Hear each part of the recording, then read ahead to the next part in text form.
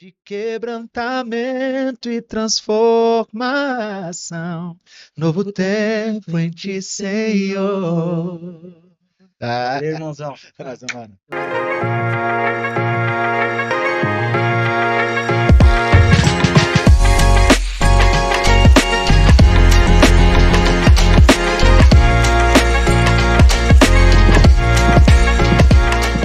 Fala galera, Douglas Zé por aqui, seja muito bem-vindo e muito bem-vinda a mais um episódio do Papo Z Podcast.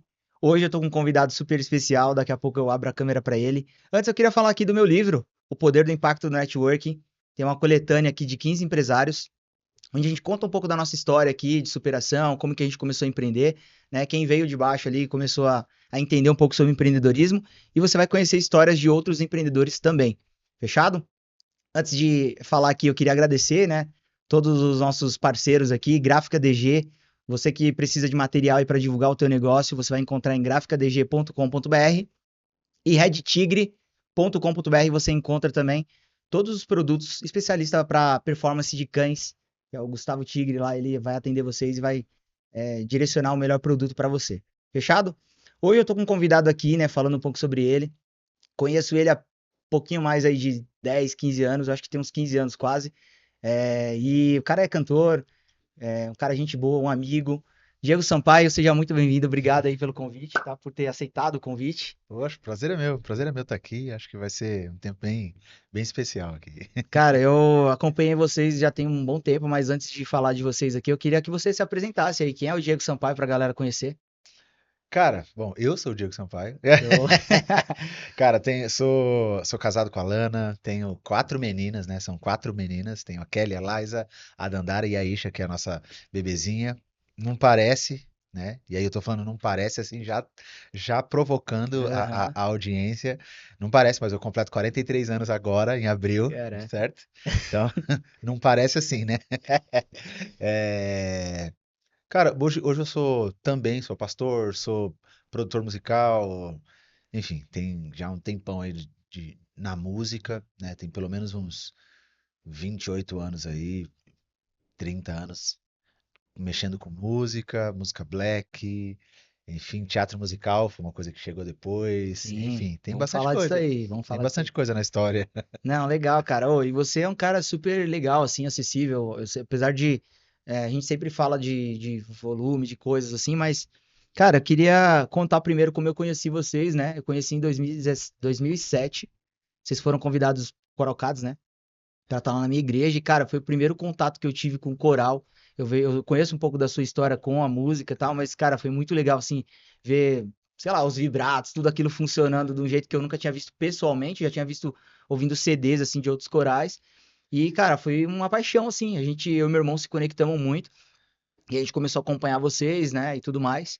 E eu queria que você falasse desse começo, né, na música, né, o seu início ali, como que você começou na música, como que veio essa questão da liderança do coral, que aí depois a gente pode dividir um pouco da questão musical e depois de como você começou a iniciar o projeto, liderar, porque aí envolve não só música, pessoas, Sim. é uma questão da igreja e tudo mais. Fala um Aham. pouquinho disso aí. Eu sei que você já deve ter falado algumas vezes, talvez, Não, mas é mas legal não, trocar nesse assunto aí. sem problema.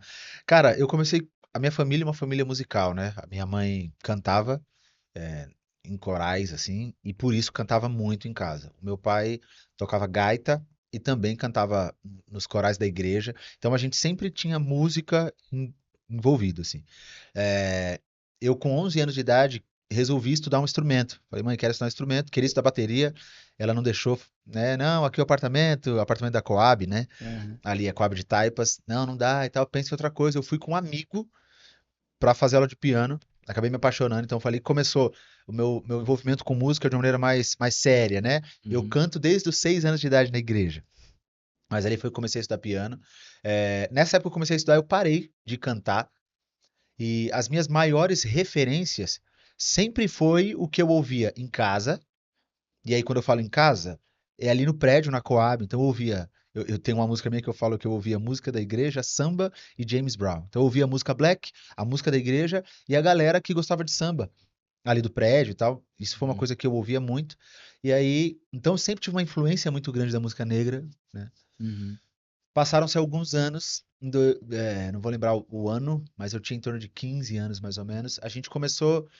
eu peguei uma galera da igreja pra gente fazer uma cantata de Natal jovem, vamos pensar assim, né? Uhum. Porque a gente sempre, numa igreja batista, a cantata era uma cantata bem tradicional. Então a gente juntou algumas pessoas pra fazer uma cantata jovem, e aí a gente cantou acho que 4 músicas.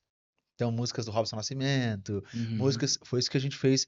Naquela época, aquilo acendeu um desejo, mas ficou por isso. Um ano depois, um ano e meio depois, um amigo, um amigo levou, ele já sabia que eu gostava de black music, não só que ele é roqueiro, guitarrista, e eu tocava piano, tocava algumas coisas de música clássica na época.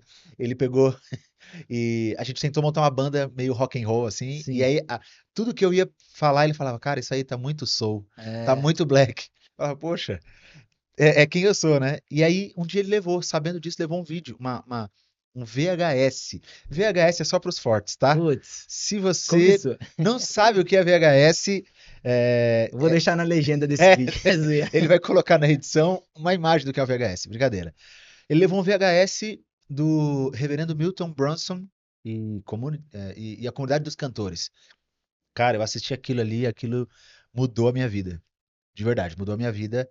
E ele falou, cara, pra você, deixou comigo.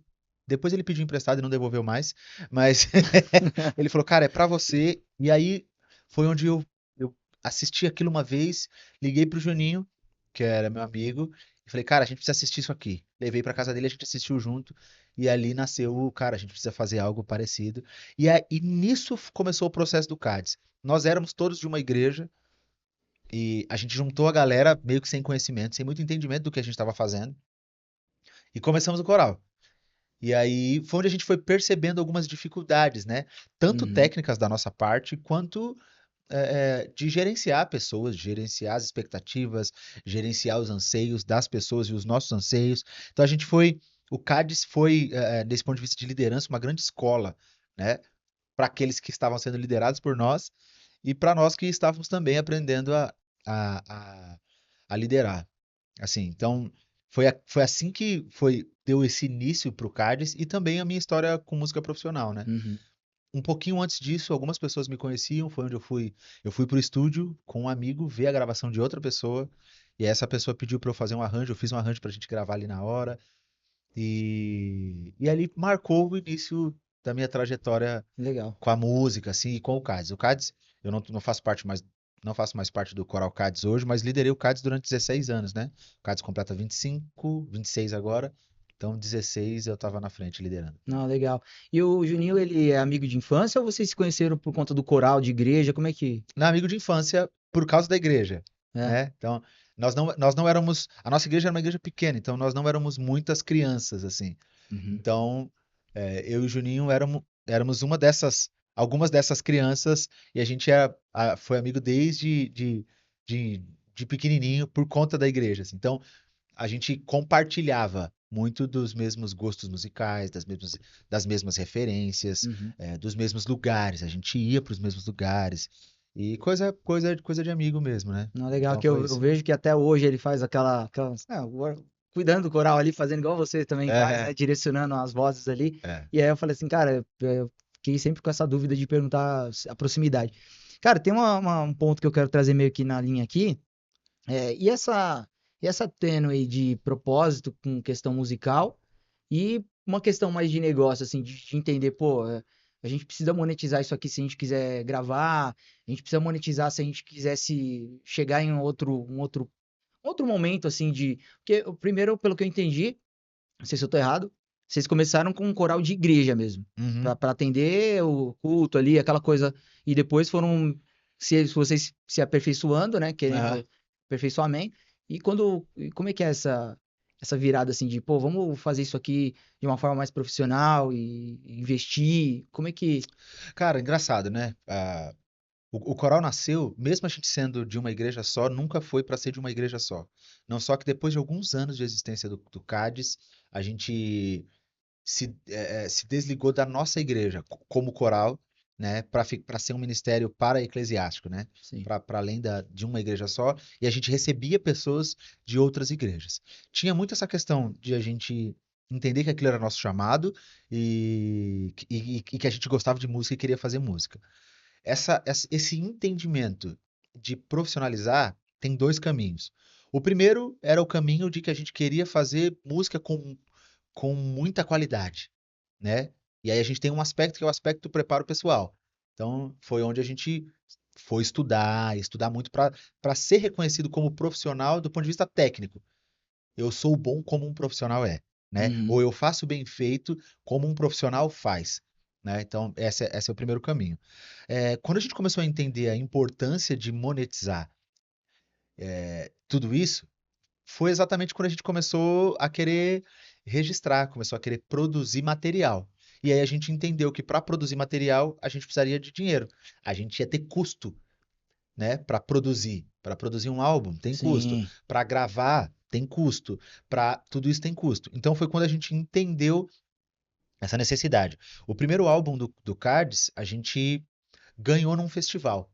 A gente participou de um festival na Igreja Pedra Viva, que é o, o, o maior símbolo de um lugar onde a galera que gostava de black music, da comunidade negra cristã, Cara, eu se cheguei lá encontrava. só uma vez, você acredita? É? Poxa, cara, graças a Eu Deus eu. cheguei lá uma vez só, eu vejo você falando às vezes e eu entendi esse movimento, porque, cara, com vocês eu pesquisava muito sobre as Aham, coisas, tudo que vocês estavam envolvidos era Orkut, Facebook, né, na naquela época, época, então era o que a gente tinha de informação, e eu cheguei lá uma vez pra ver como é que era, pra entender, e, cara, realmente Ela era era Santa Cruz ali, né? na Santa Cruz, era o nosso território, assim, né? Era o nosso lugar, assim.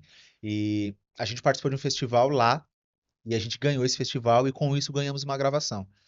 Então, mesmo ganhando a gravação, a gente continuava tendo custo, que era o Deslocamento, deslocamento, alimentação pra galera, instrumento, instrumento, tudo isso. Então, foi quando a gente conseguiu finalizar, depois de um tempo, demorou 2 anos e meio pra gente conseguir finalizar. Entre ganhar o festival e finalizar o álbum foram 2 anos e meio. A gente lançou ainda 6, 7 meses depois. E em 2007, em março de 2007, no dia como é que é? Março de 2007? março de 2007 foi quando a gente lançou o primeiro CD. Então vocês tinham ido lá, depois de março, vocês foram em julho, mais ou menos? Fazia pouco tempo que tinha Pouco tempo lançado. que tinha lançado. Você ainda, não sei se você vai lembrar de uma roupa que vocês usavam uniforme. Eu lembro, assim, a gente fala entre nós que era tipo, parecia aquelas da Ciclone, não era? Ah, Tipo, sim, sabe qual que sim, é? um agasalho, Você né? sabe? Eu, pra falar, Você eu tenho esse tem? agasalho até hoje. Cara, Esse agasalho eu tenho até hoje. mano, muito bonito Tá também. guardado lá pra ficar, um dia eu colocar Um num memorial. quadro. Mas a gente, foi quando a gente entendeu e aí a gente foi correndo atrás das coisas e aí gravamos, finalizamos a parte de estúdio. Sim, Mas aí, isso a gente já teve que gastar com mixagem, com. Então, como é que isso era feito até aí? A gente ia juntando. Um junta uma coisa, um sim. junta outra, quem tem? E a gente ia fazendo isso. Saiu o CD. E aí a gente começou a ter um produto que a gente podia comercializar esse produto. E aí a coisa começa a mudar um pouco de figura, né? A Uhum. gente entende que. A gente entendeu que para produzir a gente precisava de recurso. Hoje a gente tem um produto. Esse produto, então, é a nossa fonte de renda para continuar monetizando e continuar mantendo, assim. Um Então, projeto. mantendo o projeto. O nosso objetivo sempre foi ter o recurso para continuar produzindo, para continuar fazendo música e tudo mais. O grande legal disso, né? Em março de 2007, quando a gente lançou o álbum Totalmente Seu, houve um grande reconhecimento do cenário, assim, né? A cena Black Gospel reconheceu a gente, assim, aceitou bem o que a gente estava fazendo. E aí a gente entrou numa produtora, essa produtora então começou a gerenciar as nossas agendas, porque a gente também não sabia muito bem como fazer isso. É E na aí, época do Natal Black, né? isso, é isso aí.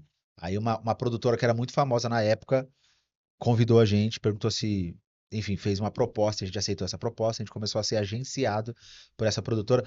Foi aí que a gente começou a entender como é que era o mercado de música naquela época. Hoje o mercado de música mudou, mas naquela Uhum. época era isso É, que. por isso que eu te fiz essa pergunta, porque assim, eu não sei se isso mudou de fato hoje, assim, na questão de monetização, porque a questão de surgir dentro de uma igreja, ou você tá num contexto de igreja, pelo menos eu tinha de algumas lideranças assim, vendo essa questão, pô, mas o que que é propósito, o que que é você realmente profissionalizar e você sair gravando e você, né? Então existia meio que, eu não sei nem se era um preconceito, não sei se eu posso colocar assim, de, pô, mas começou a profissionalizar demais e você tá tirando o seu propósito. Uhum. O propósito talvez seria para ficar na igreja, enfim. Então eu falei, eu achei esse pensamento de jogar isso aqui, apesar de que muitas respostas podem ser complexas, eu vejo você sempre, né, balizando ali, ó, isso aqui tem todo um contexto para explicar isso aqui, Aham. mas eu acho que ficou legal essa questão. E você queria falar mais alguma coisa em relação a isso, não? Não, e eu acho só que assim, até essa questão do profissionalismo, e o que que é profissionalismo e o que é propósito. Essas duas coisas, elas não precisam necessariamente estar separadas. Até mesmo nas coisas que são da igreja, né? A gente, eu vou dar um exemplo simples, mas muito funcional. Cara, se acontecer qualquer coisa na igreja, a gente teve um problema de vazamento. É claro, para quem cresceu numa igreja pequena, a gente sabe que muitas vezes é o irmão que fala, poxa, eu acho que eu sei, deixa eu ver aqui, vou resolver. Isso aí. Mas em outros casos, a gente vai procurar um profissional para resolver aquilo. Sim. Aquele cara não deixou de ser, mesmo que ele seja um irmão da igreja, ele não deixou de sair do propósito porque ele vai lá fazer o trabalho dele, né? E a igreja vai pagar ele para fazer aquilo, né? Então, por quê? Porque aquilo ali é a profissão dele e a gente precisa do serviço. E a gente não vai colocar qualquer pessoa para fazer o serviço. Por quê? Se eu colocar qualquer pessoa, pode dar problema de novo. E aí eu vou ter que gastar de novo, não é? É Sim. igual a nossa casa. Você não vai colocar, você não vai chamar alguém para instalar o piso na sua casa que você não tenha certeza que o cara sabe fazer. Mesmo que ele fale assim para você: "Não, cara, eu vou fazer de graça para você. Você Uhum. sabe fazer?" "Não, não sei fazer." "Mas não se preocupe, eu vou fazer de graça." Você vai falar: "Não, mesmo de graça, eu não quero que você faça." Por quê? Porque você não sabe fazer. Eu vou querer alguém que saiba fazer. Sim. Então, essas duas, o propósito e o profissionalismo caminham juntos. A gente não vai querer ouvir um pastor que não está preparado, né? Que não está bem, que não estuda, que não treina, que não busca informação. Não, ele é profissional da teologia, ele é um profissional naquilo que ele faz e nem por isso ele está longe do propósito É dele. que eu acho que a gente rompeu muita coisa nesse sentido, que é a questão de excelência que você sempre fala, né? Tanto na questão de vocal, porque Uhum. como a gente, pô, vocês estudam bastante, tem essas técnicas e tal, que sempre é discutida essa questão de, é muito melisma, não sei o quê, que você até falou disso já há Já. um tempo, depois a gente pode até, se quiser, explanar alguma coisa. E aí, pegando nesse ponto aí, eu ia trazer um pouco a parte solo, né? Que aí eu vi você gravando primeiros sons, né? Sim. A parte de primeiros sons, que, cara, foi legal. A gente, nossa, até a galera que vai assistir aqui, que eu vou indicar pra uma galera pra ouvir você ali, muitas das pessoas que estiveram ao meu redor conhecem você, porque eu sempre fiz questão de falar de vocês, do quanto vocês, puta, sempre foram referências, assim, nesse sentido de Sim. musical. E a gente cantava muito, eu usava os playbacks, tudo. Que Todos os legal. playbacks que tinha, a gente cantava. Então a galera conhece, as pessoas da minha igreja conhecem, tipo, de ponta a ponta ali, Novo Tempo, primeiros sons a galera ouviu bastante. Que legal. Fala essa transição, assim, de depois de começar a querer gravar os seus como solo, assim, né? Aham. Assim, eu sempre tive esse negócio como coral e tenho até hoje. A Lana fala, né? Toda vez que eu escuto algumas coisas que eu ouvia naquela época, eu me emociono de verdade. E ela fala, Diego. E uma vez eu perguntei, eu falei, conversando com ela, eu falei, poxa, por que será que eu me emociono, né? Ela falou, porque isso tem a ver com o seu chamado. Mas, é, o Primeiro Sons veio em 2012, se eu não estou enganado. Veio exatamente dessa necessidade de eu mostrar coisas, mostrar outros lados musicais mesmo do Uhum, Diego, né? Para além daquilo que ele fazia com o coral. O coral tem uma linguagem, tem uma identidade, e tem algo que é do coral, assim. Mesmo que eu estivesse na liderança, produzindo e tudo mais, é o coral. Mas tinha aquilo que é o Diego. As referências que são do Diego. O que que o Diego estuda para cantar? uhum, Então, o Primeiro Sons nasceu muito disso. Eram as minhas primeiras canções, assim, sabe? sim. Coisas que eu escrevi, coisas que eu. E aí eu produzi. Nessa época eu já produzi. Você vê, a gente tá falando de 2007, 8, 9, 10, 11, 12. 5 anos. Eu já produzi tudo isso em casa, sozinho. O Primeiro Sons eu produzi É? ele inteiro. É. Todos os instrumentos eu toquei, todos. Foi tudo. Então, Caraca. na época antes, a gente viajava pra Zona Leste pra gravar o álbum. 5 anos depois eu já estava com os equipamentos para eu gravar em casa, então eu gravei. O Primeiro Sons veio muito nessa tentativa de eu me consolidar, sabe? De eu Uhum, entender quem é o Diego. Ah, o Diego do Cádiz. Não, o Diego Sampaio. Quem é o Diego Sampaio? uhum, Então, o Primeiro Sons vem muito nesse lugar, assim. Então, na época, a minha intenção não era tipo, vou sair do Cádiz e vou fazer uma carreira solo. Eu ia fazer as duas coisas juntos. Nessa época, eu acabei me desligando, fiquei um tempo fora, E aí foi onde veio o Novo Tempo, no ano Uhum. seguinte e tal. Foi uma diferença de um ano e meio, mais ou menos. No Novo Tempo eu fui o único que eu consegui ir no lançamento, que o Coral Cades eu não te conheci vocês depois, o Aham. primeiro Sons, eu não sei se você fez alguma coisa, Fiz só na IBK. fez. É. E no lançamento da IBK eu tava lá também no primeiro dia, né? O Aham. primeiro que vocês lançaram lá em cima, lá do Aham. espaço, depois foram pro outro lado lá, eu fui algumas vezes lá depois. E esses equipamentos que você falou que gravou em casa, você tem hoje, assim, se você for gravar alguma coisa, você tem coisas em casa. É tipo uma curiosidade, assim, né? Você tem essas. Se eu tenho os equipamentos É, pra você gravar? grava hoje, se você tiver que gravar alguma coisa, você consegue gravar muita coisa em casa hoje. Sim, sim, sim. Que Na legal, verdade, cara. a gente estava falando sobre a mudança que A transição, né? da música, né? Tipo Sim. assim, a gente falou um pouco antes de toda essa transição que a música teve. Essa é uma transição que veio para ficar, é o acesso ao equipamento, por exemplo. Antigamente, cara, para você ter como gravar, você precisava de muitos equipamentos. E todos esses equipamentos eram muito caros. E eles foram ficando mais baratos e mais acessíveis. Então, hoje em dia, se o cara tem um computador, uma plaquinha de áudio, um microfone, ele resolveu. Ele grava muita coisa que ele manda para todo lugar, né? Uhum, Eu tô, hoje em dia eu gravo bastante músicas assim no formato de single, né? uhum. É, cara, pouquíssimas vezes a gente reuniu todo mundo no estúdio. A maioria das vezes, ou é um arranjo que eu já gravei o arranjo, então eu montei uma track do arranjo inteiro, e aí eu mando essa track pra quem eu quero que grave teclados. Cara, esse é o arranjo. Ele vai gravar e vai interpretar do jeito dele, o baixista, o guitarrista, o batera. Eu reúno tudo isso, gravo os vocais, gravo voz, mando pra um cara mixar. Às vezes a gente não, às vezes a música tá pronta sem a gente nunca ter se encontrado no estúdio. Que louco, cara. Louco, né? É, porque eu fui entendendo depois de música, eu lembro que, pô, nos anos 90, que aí é um pouco bem atrás, pô, tinha gente que saía fora do país pra fazer um negócio que precisava fazer lá nos Estados É isso Unidos aí. pra voltar.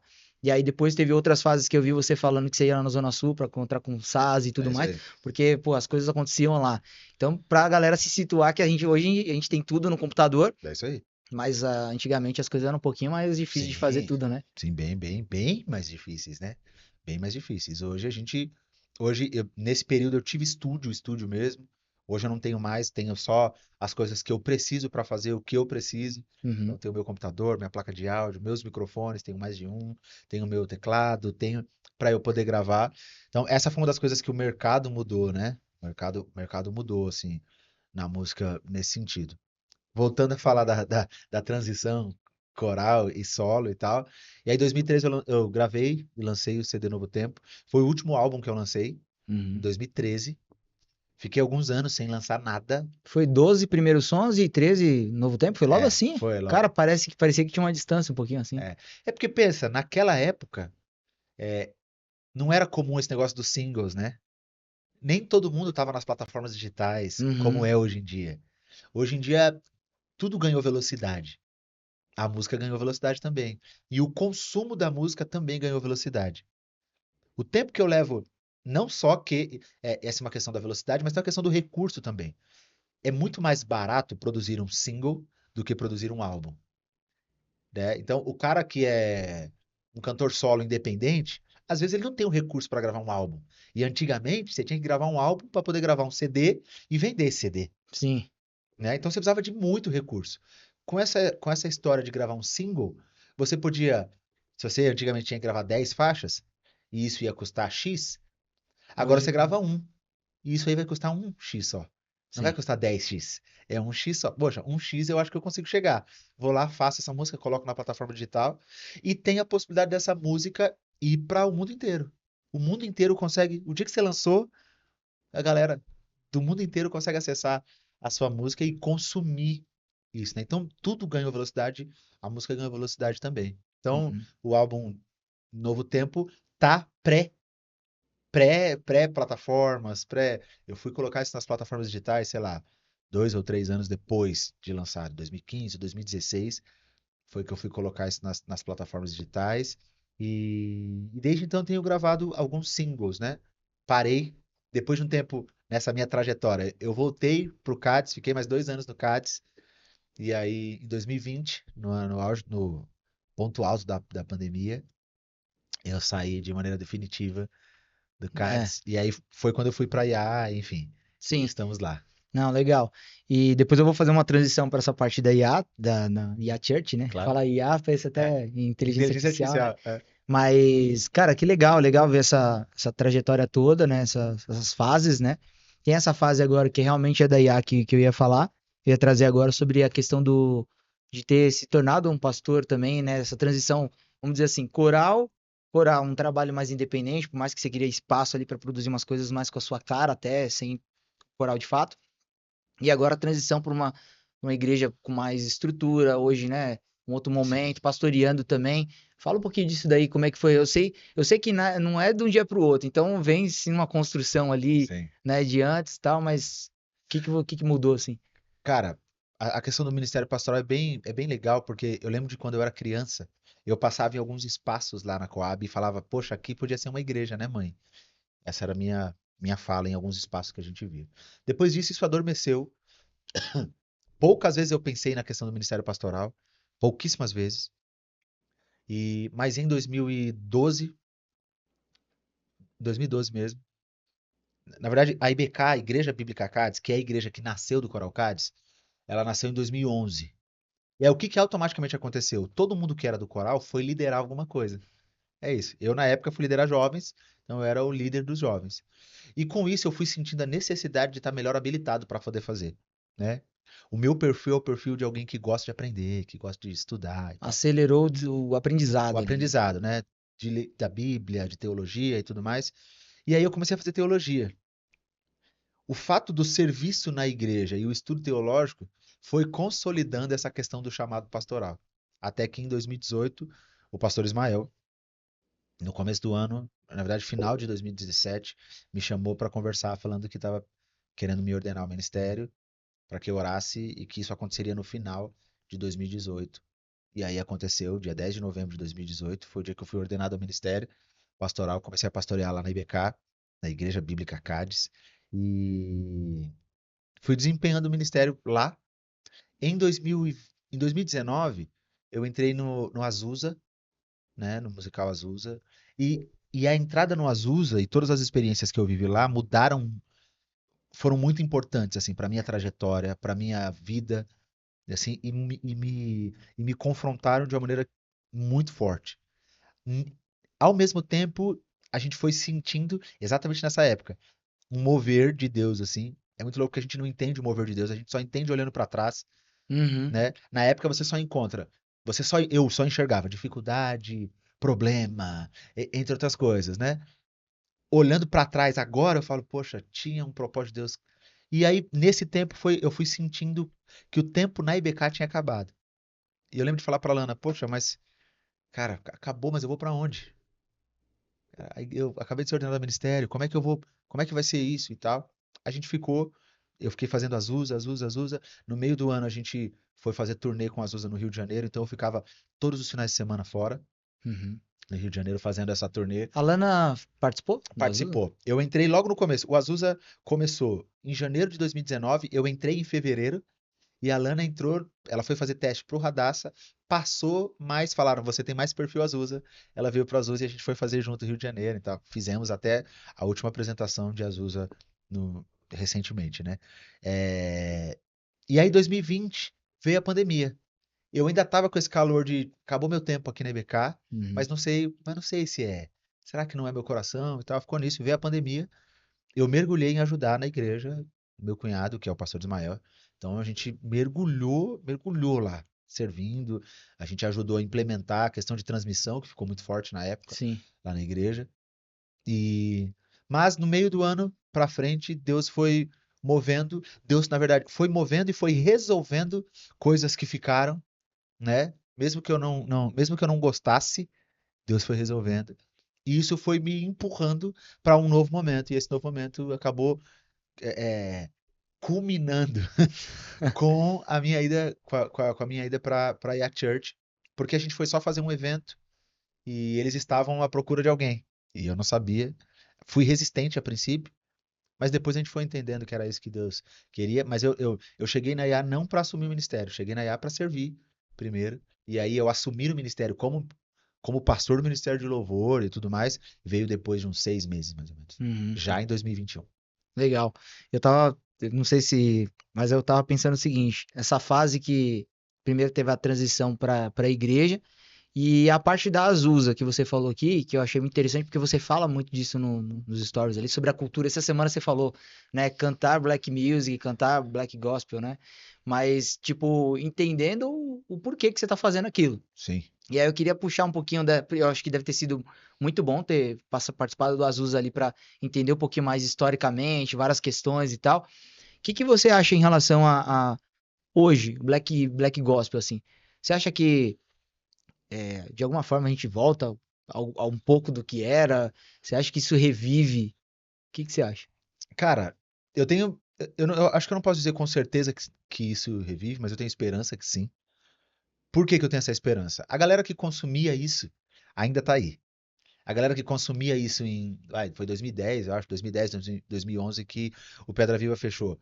Cara, essa galera ainda tá por aí. Essa galera ainda tá ouvindo, essa galera ainda tá. Só que a gente não tem mais um lugar. E existe sim um movimento mercadológico que impediu que o Black Music continuasse como sendo uma música de dentro da igreja. Quais são as questões mercadológicas? Uma vez conversando com o Silveira, e a gente discutindo sobre isso, o Silveira falou uma coisa que eu não tinha pensado. Ele falou, cara, sabe uma das coisas que aconteceu com o Black Music? A gente falou sobre a questão de monetizar, né, e tudo Sim. mais. Com a facilidade do recurso, todo mundo começou a gravar, certo? Uhum. O que que aconteceu com isso? Uma coisa boa, mais gente estava produzindo música. Ao mesmo tempo, mais gente ruim estava produzindo música, né? Mais gente ruim. Destoou e tirou um pouco do. Aí o que acontecia? O lojista, o cara que vendia o CD físico na loja, Sim. cara, ele não tá talvez tão interessado se é rock, se é pagode, se é, ele tá interessado que venda, Se tem procura. se tem procura. É isso. Pensa que nas lojas, o que que acontecia? São Paulo era o centro de distribuição. Então todo mundo que queria vender CD trazia esses CDs para Conde de Sarzedas. Era de lá que se distribuía 90% das coisas. Pensa que o lojista que não faz essa leitura de eu gosto desse gênero ou esse gênero é bom, ele pensa isso vende, isso não vende, ou esse CD vendeu, esse não vendeu, começou a receber. O Raiz Coral foi um dos grupos que abriu as portas. Então todo mundo queria comprar CD do Raiz Coral. Pro lojista Raiz Coral é bom e vende. Automaticamente Black Music vende. Sim. Só que na mesma medida, muito álbum ruim foi feito, certo? Uhum. Então o cara começou a ver que, peraí, não é assim que Black Music vende. Raiz Coral vende. Black Music não vende. Por que que não vende? Porque a galera ia lá comprar o CD, comprava um CD e comprava um CD ruim. Aí, cara, como é que eu falava, como é que parava de vender? Eu falava pra você, Douglas, comprei o CD de tal banda, é ruim, não compra. Aham. O Douglas vai falar pro outro, ó, o Diego falou que é ruim, não compra. De repente, ninguém tava comprando o CD, os CDs de Black. Pro lojista Black não vende. Uhum. E aí as portas se fecharam. A gente conversando uma vez, Silveira, falei, poxa, eu não tinha pensado por esse lado, assim, né? Então, isso foi uma das coisas. Então, todo mundo que fazia, que vivia de música, começou a precisar arrumar outras coisas para fazer, certo? Porque Uhum. precisava monetizar De novo. a sua música, tem que monetizar a sua música, e aí vamos encontrar algo que tá fazendo. Isso abriu porta para abrir uma porta, abrir um espaço, uma lacuna na prateleira que foi preenchido com outras coisas. Isso é um fato, né? Uhum. E eu acho também que precisa existir todo movimento. Eu falei isso porque me perguntaram sobre a volta do Raiz. Cara, todo movimento é feito por mais de um. Um sozinho não faz movimento. Certo. Então, Concordo. não adianta hoje a gente ter um grupo. Cara, eu tô muito feliz que o Raiz está voltando. Muito feliz mesmo. Faz parte da minha história. Faz parte da história de muita gente que gosta de Black Music aqui no Sim. Brasil. É, Só que isso ainda não é o suficiente para o movimento voltar. A gente precisa de mais. Porque o movimento é feito quando tem mais Do de um, todo, né? com todo mundo. Eu gosto muito de rap, e isso é uma das coisas que a galera do hip hop, da geração Emicida e tudo mais, os caras conseguiram fazer isso. O rap ainda é marginalizado, mas era mais antes. E não tinha muito espaço na mídia e de monetização e de grandes coisas. Uma das coisas que o Emicida conseguiu fazer foi chegar nesse lugar. Só que o movimento só ganhou força porque ele não chegou sozinho. Então a gente tem muitos caras que estavam com ele. Então, então o Emicida chegou. Ele, nesse lugar mainstream, assim, ele trouxe o Kamal, que é de antes, mas ele trouxe o Rashid, ele Uhum. trouxe o Rincon. Então tem uma galera que chegou junto e isso fortaleceu o movimento, não o Emicida, entende? Sim, E se fortaleceu o movimento, todo mundo que é do movimento ganha. ganha. Então, é isso que eu acho que, para que esse movimento volte como era antes, ou pelo menos um pouco, mais gente precisa assumir o risco. Porque a grande verdade é que hoje é um risco. Sim, Vou voltar a fazer algo black music mesmo. Cara, é um risco. Mas se mais gente assumir esse risco, aquela galera que consome isso vai surgir das cinzas. Sabe? Vai ressurgir das cinzas e a gente vai poder fortalecer um movimento que é incrível, musicalmente incrível, e uhum. que resgatou tanta gente como foi o movimento Black. Não, legal. E a galera que me acompanha aqui, eles vão entender o que você falou aqui, porque a gente fala muito. Tem dois pontos que eu sempre me pergunto quando eu falo assim, pô, vou trazer um convidado, como que eu vou explorar, né, a conversa ali? E tem duas coisas que a gente sempre fala, por isso que eu trouxe a parte de monetização. Primeiro, porque nosso contexto é um pouco diferente, às vezes, quando se coloca na igreja, né? Sim. Mas a gente fala muito para empreendedor. Então, o cara sabe o que, que você quis dizer com risco. Tipo assim, pô, tá todo mundo no confortável no que o mercado tá movimentando, mas e, pô, o que, que você gosta, né? Vou me arriscar nisso daqui. E a gente fala muito também sobre mentalidade. Então, por isso que eu vim puxando um pouquinho esse início seu da sua trajetória, pô. O cara vem lá de Taipas, né? Como é que você imagina que você vai gravar um CD? Aham. Eu tive já alguns pensamentos depois de ver vocês, até pensei, falei um dia acompanhando você, falei, pô, será que um dia grava, dá pra gravar, tal? Aham. Ficava nesse negócio, aí depois comecei Foi por para outros outro. lados, aí deixei isso de lado. E aí eu queria puxar uma outra etapa aqui, né? Você falou muito do Black Music e tal, desse movimento. E você tá fazendo um movimento agora de aula, né? Que eu vi que você não tava fazendo. Aham. E depois eu vou puxar spoilers e tal, mas fala um pouquinho disso aí, fala um pouquinho sobre essa parte das aulas, do que tá É, aberto agora. cara, eu dei aula durante muito tempo, né? Na verdade, a maior parte da minha vida, a parte profissional com música, foi dando aulas, né? Então, eu nunca fui remunerado pelo CADES, por exemplo. A nosso objetivo era ter recurso para continuar fazendo música, continuar produzindo coisas. Na igreja também, antes não era isso. Então, a minha maior fonte de renda era as aulas. Então, eu dei aula durante muitos anos. Muitos anos, muitos anos.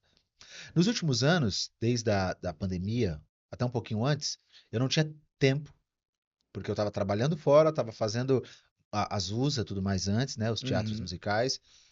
Depois veio a pandemia e tudo mais. Então eu parei.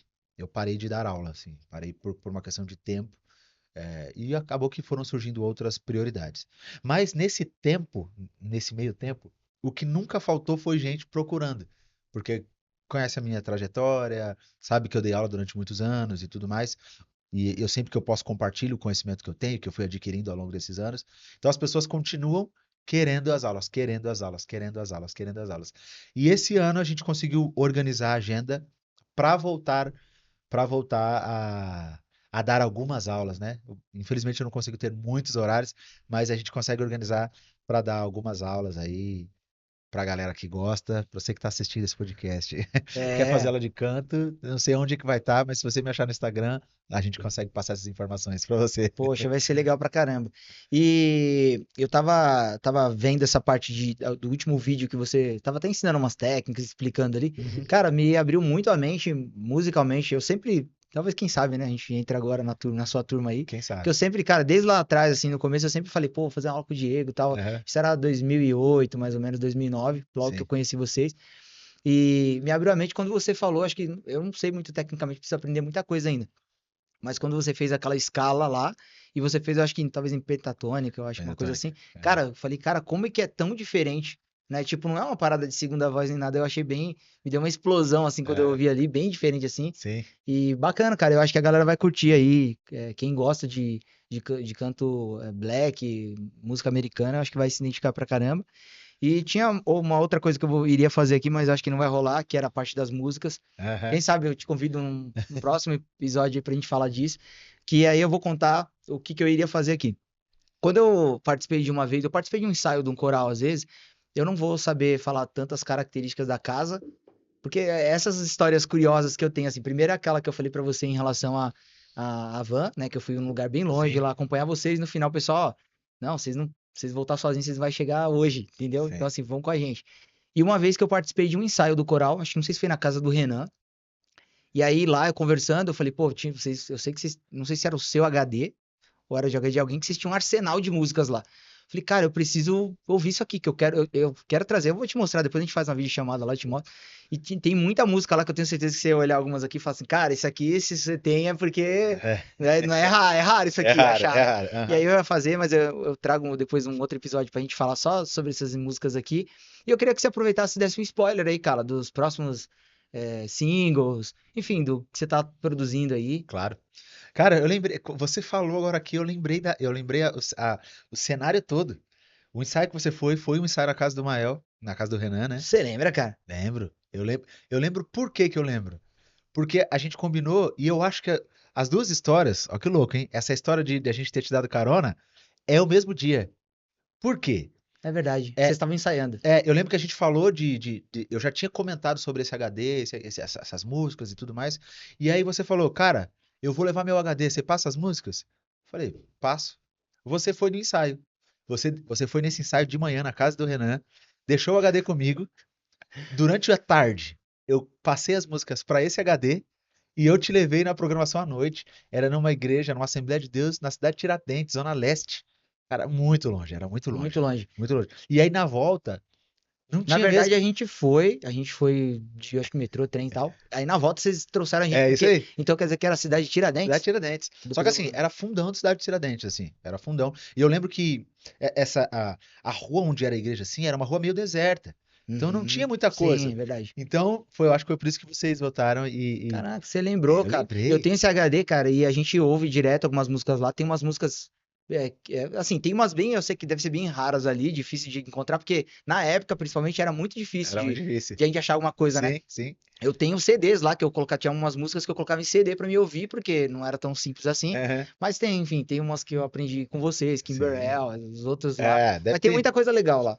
Nessa época eu lembro a É casa que que os eu. nomes eu não sei falar. Eu lembro a época, eu lembro a casa onde eu morava. Então provavelmente tem Easy, provavelmente tem Gary Myers, Isso. provavelmente tem Kimberell, Zion, tem. Cara, Tem uns corais lá, tem muita coisa legal lá. J Moss, eu não sei se você fala J Moss, assim. é isso mesmo. Tem muitas coisas que você ouve assim. Aham, E, cara, que foi legal você lembrar, porque assim, eu tenho poucas lembranças desse dia, porque aham, faz um tempão já. aham. E, cara, você lembrar assim foi muito especial, foi legal, cara. Eu tenho. Cara, eu ainda tenho todos essas músicas lá e mais, né? Você tem? Tem. Não, ali eu guardo com carinho. Esse HD tá aqui, na verdade, hoje. É que eu não tenho um computador depois pra te mostrar ali. Eita, Mas esse tá bom. HD tá aí, tem todas as músicas nele Meu aí. Deus, Que que é onde legal, cara. eu salvo aqui o podcast e depois a gente lança lá. Que da hora, mano. Diego, pros finalmente, cara, queria que você deixasse então um recado ali pra turma desse episódio aqui que foi bem legal. Queria te agradecer mais uma vez aí por ter batido esse papo comigo aqui. De falar de música, falar de black music, falar essa história sua que eu acho que quem não conhece, eu acompanho algumas fases de perto, outras comecei a trabalhar, foi bem a idade que eu comecei a trabalhar quando eu conheci vocês. Eu ouvia no trabalho, mostrava pra turma. Aham, Teve uma vez que quando eu falei das aulas suas, o cara falou assim: não, eu invisto, se você quiser fazer aula lá, eu pago pra você. que O legal. cara querendo de tudo, porque a gente gosta muito, né, de música Sim. assim. E, cara, deixa um recado aí pra turma aí sobre, enfim, sobre o que você acha que faz sentido aí pro Black Music, ou, enfim, na música. Cara, se fosse pra deixar um recado, eu acho que acredita naquilo que você tá fazendo, não tenha medo de arriscar, tem sempre alguém pra ouvir o que a gente tem pra falar. Às vezes a gente acha que a gente tá falando sozinho, e não, a gente não tá falando sozinho. Então arrisque, faça, fale. Hoje hoje eu gravei um vídeo falando sobre isso, falando sobre começar. A gente tá sempre esperando o tempo certo, né? A gente tá sempre esperando o momento perfeito. E aí isso vira uma desculpa, porque eu preciso do espaço perfeito, do equipamento perfeito, da ideia perfeita ou da grande ideia, quando na verdade a gente já tem a maior parte dessas coisas com a gente. Sim. O que a gente precisa é começar. Então, se é um vídeo, faça o primeiro vídeo. Se é um livro, escreva as primeiras páginas. Se é uma música, grave a primeira música. Se é um quadro, pinte o primeiro quadro. Mas comece, arrisque. Eu acho que se existe alguém que tem que acreditar em você, em primeiro lugar, é você mesmo. E, enfim, acho que é isso. Esse ano de 2026 tem bastante coisa, né? Você perguntou das músicas. Uhum. A gente está de maneira muito intencional, assim, e gastando bastante tempo e energia para lançar algumas músicas. Já tem duas músicas prontas, a gente provavelmente lança uma agora em fevereiro e uma outra em março. E aí tem um projeto de áudio de áudio e vídeo, audiovisual, que a gente vai provavelmente gravar em maio. Mas aí, conforme isso for acontecendo, eu vou te mandando as notícias. Fechado, então. Eu não podia deixar, né, de pedir pro Diego Sampaio dar uma palhinha pra vocês ouvirem ele um pouquinho, né? Diego Sampaio, por favor aí, cara. Dá uma palhinha pra gente, né? Ó, vamos de um refrãozinho de Novo Tempo, né? Um novo tempo, um novo coração, tempo de cura e restauração, de quebrantamento e transformação. Novo tempo em ti, Senhor. Um novo tempo, um novo coração, tempo de cura e restauração, de quebrantamento e transformação. Novo tempo em ti, Senhor. Ah, Valeu, irmãozão. nossa, mano, Tamo junto. tamo junto. E é isso. Cara, obrigado. Você que chegou até aqui, né, até o final desse episódio aí, deixa o seu like, deixa o seu comentário aí pro Diego Sampaio ler depois. E até o próximo episódio. Tamo junto. É nóis.